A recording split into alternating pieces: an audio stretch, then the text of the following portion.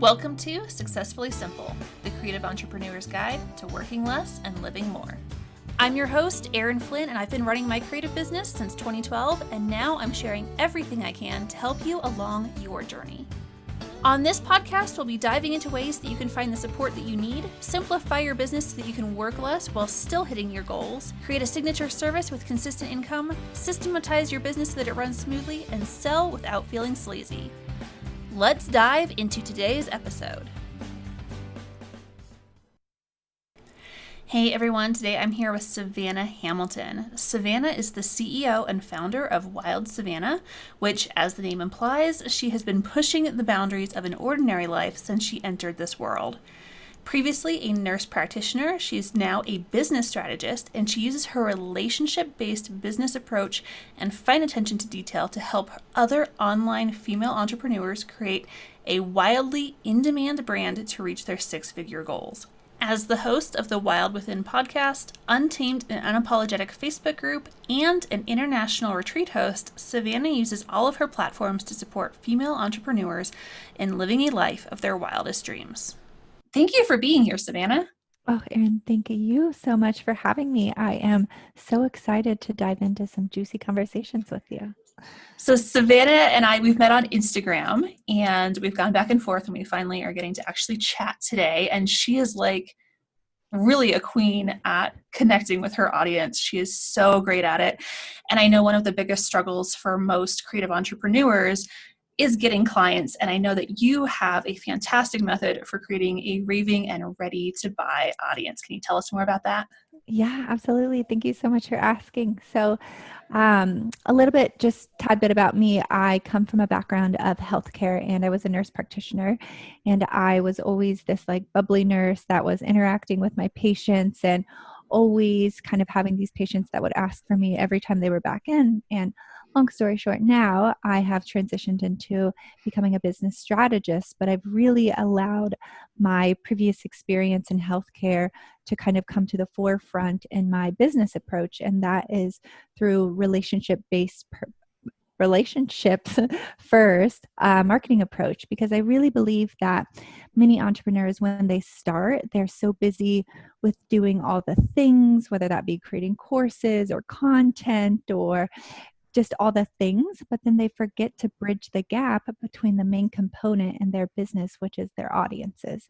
And through my approach, I like to put relationships first. And before any of my clients do any marketing, any course creation, it's all about nurturing their community.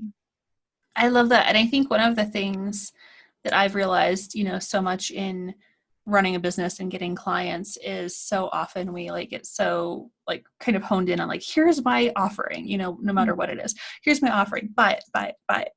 And that's becomes our basically marketing message. And it's just this kind of constant selling, which is no wonder selling feels so icky and sleazy so much of the time, because there's not a focus on those relationships. Is that something that you've noticed as well? Oh my gosh. And I did the same thing. So truth be told, I did the same thing. It was a lot of trial and error, and now really stepping into remembering what it feels like, just like we were talking about before this, it feels good to connect to people. One of our human basic needs is connection.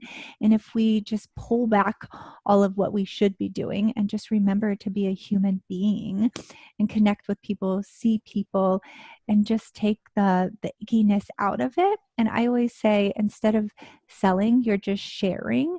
So if you learn to just share your product and what you're passionate about, you're going to be able to connect with your audience on a much deeper level than if you're just like you were saying before, we get so focused on this is what I'm doing, kind of like the doing versus the actual being of being a human being. So how would you recommend someone, if they're, trying to make this connection, how would they get started with the sharing versus the selling? How do they find that distinction and start doing it the right way as opposed to the sleazy way? Oh my gosh, I love this question, because I think in the beginning, I didn't come from a sales background. So it was a very can I talk to these people? Is it okay? They're like these foreign land. But I really just try to make it as simple as possible. I think as busy entrepreneurs and as women, we're wearing so many hats. And if we could just strip it all down to the basics and just imagine, for me, my business and most of my clients are on Instagram, but if you just take it back to the bare bones of, imagine you being in a coffee shop and striking up a conversation with somebody. It's just like, hey, how are you doing? I love your dress. Those are awesome, earrings. Where did you get those? Versus when we do feel icky and we slide into people's DMs and we're like, so I have this 5-week fitness program. Would you want to buy it? Blah, blah, blah, blah, blah. Running this promo. You look like my ideal client. Like, that feels gross. And that would feel gross at a coffee shop as well. So just being human and having fun. I think we forget to do that and infuse our personality in it as well. And if you just think of it as like your girlfriend striking a conversation, it really gets to be less tedious and more in alignment with, I think, more feminine flow. I think that's so true. And I think that that's, again, something like we get caught up in, and especially maybe if we're trying to like let's say batch content. I know I'm guilty of this. Like, the personality and the connection tends to go out pretty quickly because my focus is on something like, I need 25 posts or something, and it just becomes this kind of robotic messaging or stuff that I'm sharing, as opposed to the connections. Do you have any tips on how you would, if someone is trying to, schedule their content or, connect on social media in maybe like a bigger way, and then kind of getting down to the more microscopic, like DMs that are, not sleazy DMs, but how would they do like the bigger messaging, say they're posting on Instagram or something? Yeah, another great question, because I do think that I'm a type A, like masculine minded. Masculine is where I live. That's me. And I easily just get into the doing. So what I recommend for my clients is, I love batching. I think it's a great idea because that allots you more freedom and more time, and you can really focus on one project at a time. But I literally schedule in DMs. So when I'm engaging and nurturing with my audience, so that looks, for me, when I was starting out, it looked like an hour in the morning and an hour in the evening, and actually being consistent with that, but scheduling that. I know a lot of the times it can be, we're batching content and then we're just randomly DMing people, and maybe just like here and there, or we forget about it all completely. And then we're only reaching out to people when we're selling, and that your audience is less likely to convert when you have no continual communication with them, versus if you're already talking to them all the time, what they have going on, they have a course launch going on, you're following up about that, then it feels less icky when you're like, hey, I actually just created this course. I know you had a launch going on. Do you want to be something you'd be interested in? So going back circle, consistently doing it and scheduling time to do that as well is really important. I think that scheduling time is probably one of the key things. We can talk about mistakes in a second, but I think that's one of the key things, because if you are trying to maybe just do things, on the fly, and you're like, I don't know, between other calls or between client work or something, and you're just like, I'm going to need to bang out this DM, and like, I need to send this, 10 per day or whatever, you've made this goal about, and you're just trying to like knock it out, as opposed to saying, I have an hour. I've scheduled an hour of my time to form a real connection with people. I think that's just, you're going to have a much more natural flow if you're not trying to just cram it in like a quantifiable way. And instead you're looking at it more as a connection forming, you may or may not make a sale in that hour, but you are forming a connection that hour. So it's reframing kind of the goal, but I think ends up, of course, being quantifiable when those people actually turn into a sale because you actually made a real connection. But I think so much of the time the approach is just numbers, numbers, numbers. Right. Yeah. And I think it goes back to also having that continual relationship with them, and not just reaching back to them when they're selling, because then if you go back to remember to having fun, you're just connecting with your girlfriends, you're connecting with your audience, you're having fun doing it. You have a scheduled time into doing it. And then you're not just reaching out to them when you have a sale. And also I might add to that. So I schedule times for engagement, but then I also have a community nurture list, which I would recommend anybody that's building an audience. So any of your listeners, they're in the beginning, having a community nurture list, and that's people that have reached out to me, that have been my previous clients, that I know are my ideal clients, that I have something coming up for them. It's a list, and every Friday I have 4 hours, like a long time. I literally, relationship building is the foundation of my business. And because I know that I can sit down and crank out some work on Canva or being creative or writing some content fast. I can't crank out reaching, how you were saying before. It feels pretty gross when you're just like reaching out to people. So 4 hours on Friday, it's my Friday afternoon. Like I pump up some music, I get in a good vibe. I think energy is contagious. I might have a glass of wine with me. And then I every week am reaching out to the people on my community nurture list. And that makes a huge difference as well. I love that. That's something I know that I've had in the back of my head that I need to do, because I do have, a group of people that I try and chat with regularly, but I haven't formally, made a list to make the effort to remember to check in with them weekly or something. And I think that's something that anybody can do, and, set aside some of that time for nurturing those. We just have to actually sit down and go through our DMs and do it, which is something that I have definitely not yet. Yeah. And it's, I didn't do it at the beginning either, but now that I've seen such great results in the increase in engagement and the easier conversions and the referrals and just the deep connection of knowing what you're doing is making a difference. Because I think especially in the beginning, if you don't have that link, you question everything that you're doing, because you're like, I put it out there and no one liked it for the 5th post in a time, or you have that course that didn't sell out. And it really, when you take this more community-based approach, it's just, there's so many benefits to it. And it really allows you to step into who you are confidently as the female entrepreneur. Now, I know some people are going to say, well, this is not scalable. This doesn't scale well, and I think, I do think there's, of course, a difference if you're selling, maybe a very low ticket offer, that's $50 or less, then of course this method is going to be very difficult to hit a high number. That doesn't mean you shouldn't do it, but it's going to maybe not have the same monetary result. But if you're selling a high ticket service or a high ticket program, this is such an incredible way, because you're going to be working, one-on-one or in a small group with that person anyhow. So it's almost like a great way where you can screen them and make sure that they're actually the right fit, as well as, encourage them that this is something that they're going to want to do just by naturally chatting with them. And they're going to be like, Savannah's really cool, or Erin's really cool. Like, I do want in her program, or I do want her to build my website, or whatever it is. So I think, in terms of scalability, of course, there's going to be some maybe criticism for this, but in terms of having those real connections and having, especially with a high ticket offer, this is like the perfect method.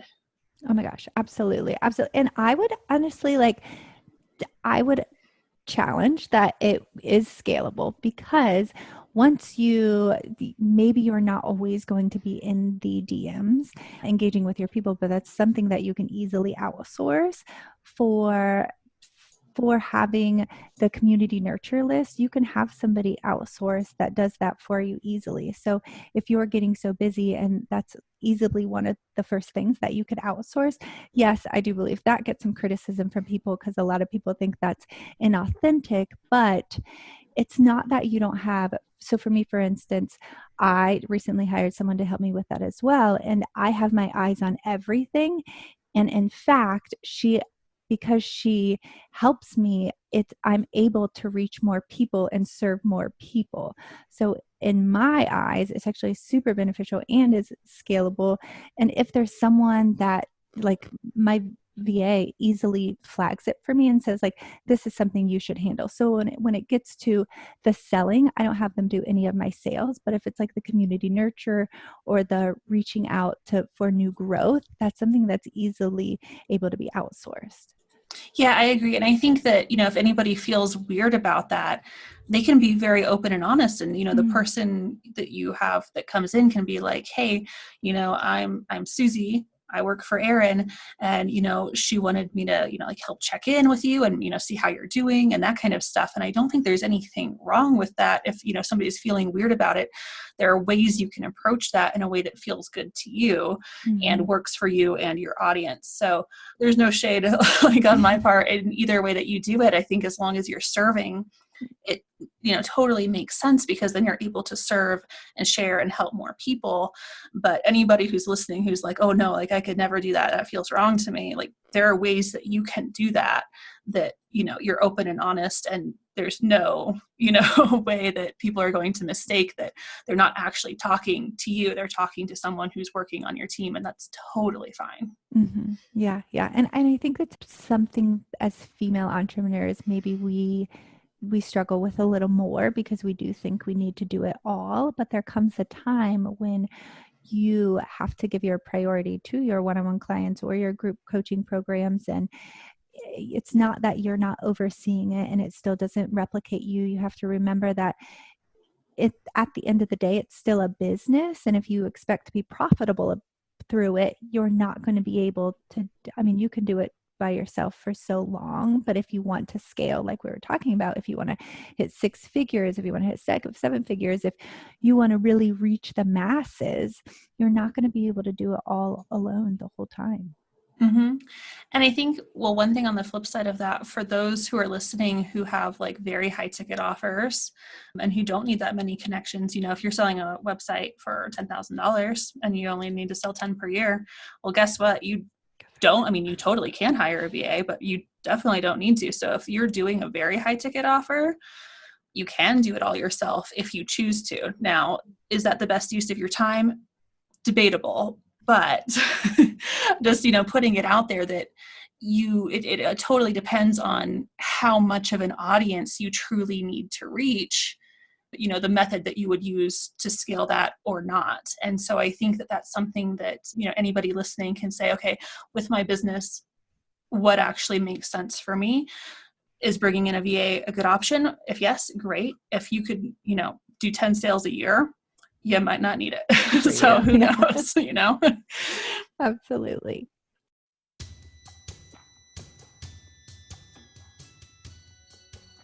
Hey there, really quick before we get back to the episode, if you want to create your own Successfully Simple business, you need to join my premium program.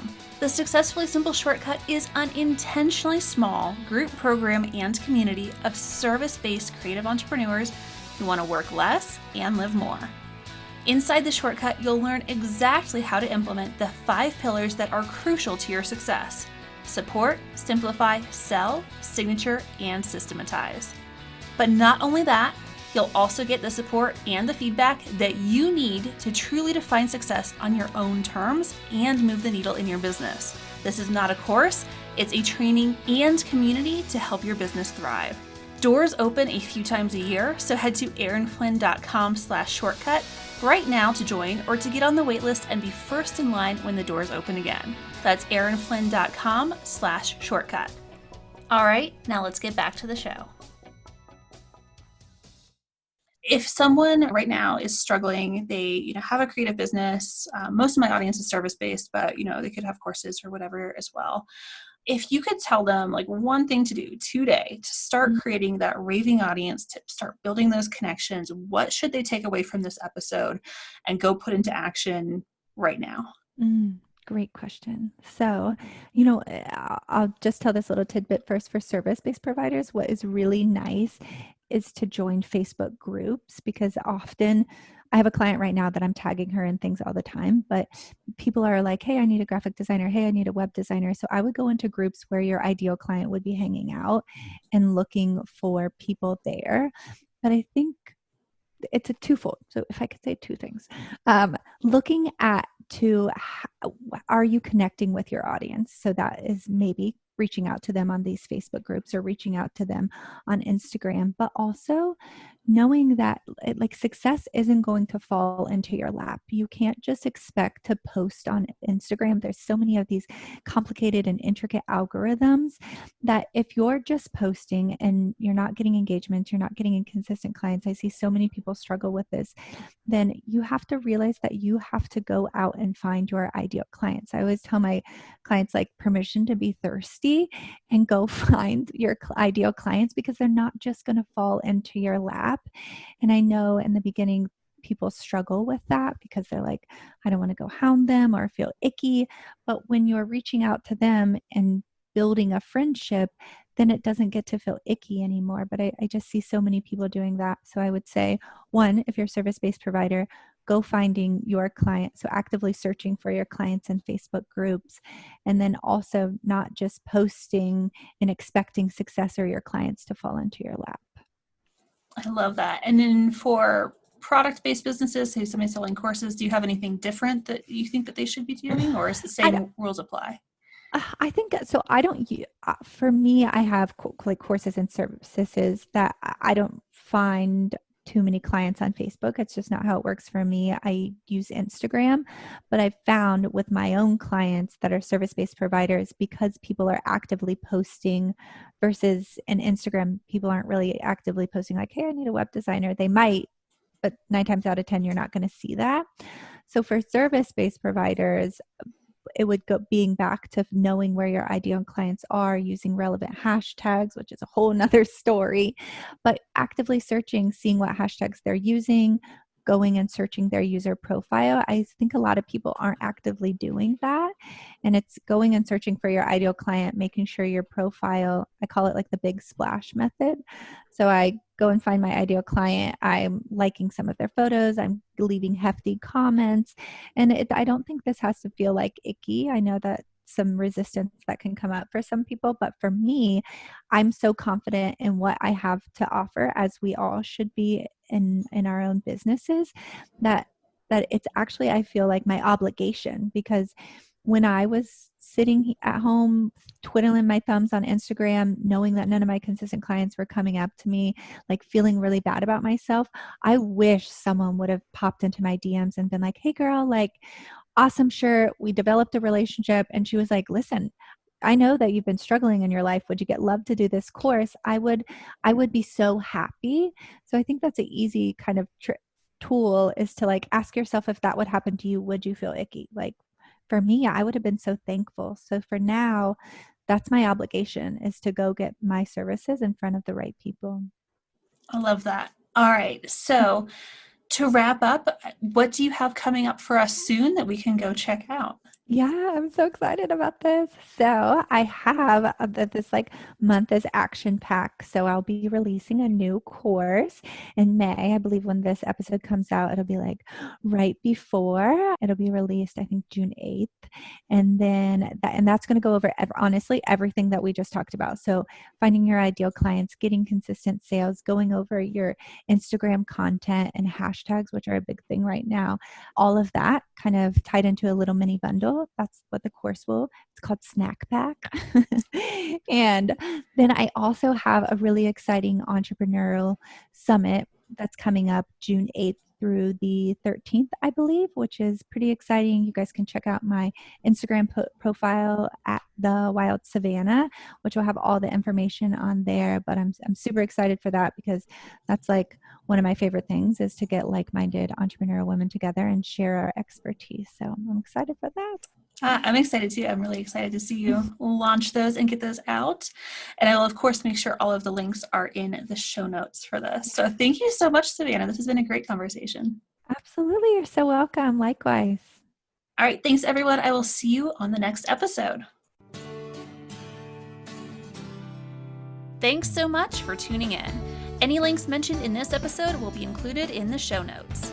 If you enjoyed this episode, please subscribe on whatever platform you like to listen to podcasts on. And if you really enjoyed the show, please take 2 minutes to leave me a review so that others can find the show and create their own successfully simple business. Thank you, and I'll see you in the next episode.